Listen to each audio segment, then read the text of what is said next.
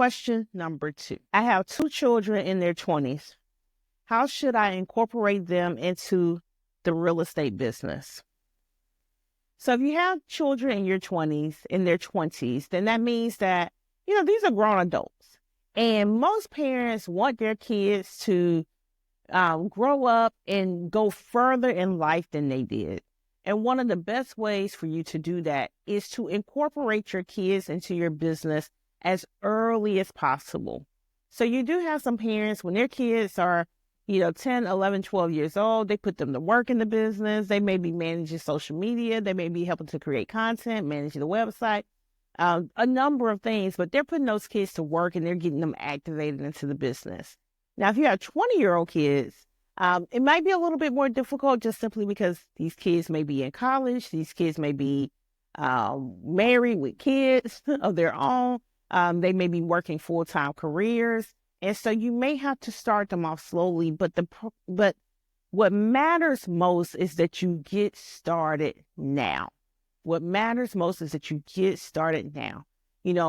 Particularly if you plan to build an empire in the real estate business and your goal is to leave this real estate to your heirs, i.e. your kids, upon your passing. Or maybe when you fully decide to retire, you want to leave this to your kids in the most tax efficient manner possible. So you definitely need to get the kids involved so they can understand how real estate works.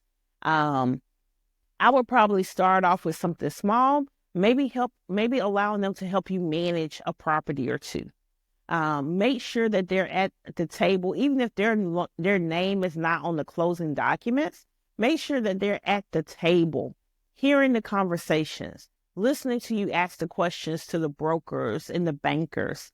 Just so they can get more familiar with how these transactions work. And if you really still trust them after a year or two, they seem interested, they want to learn more, then maybe you guys do your first deal together. Maybe everyone's name is on the deed or on the LLC as a general partnership, and you're doing your first deal together so they can learn that process from beginning to end. So baby steps. Even though we know they're not babies, let's start them off small. Let's start them off by just helping to either manage a property or just being at the table and in the room for the conversations from beginning to end of looking for a property and acquiring that property. And then from there, things should just kind of navigate and move forward on their own.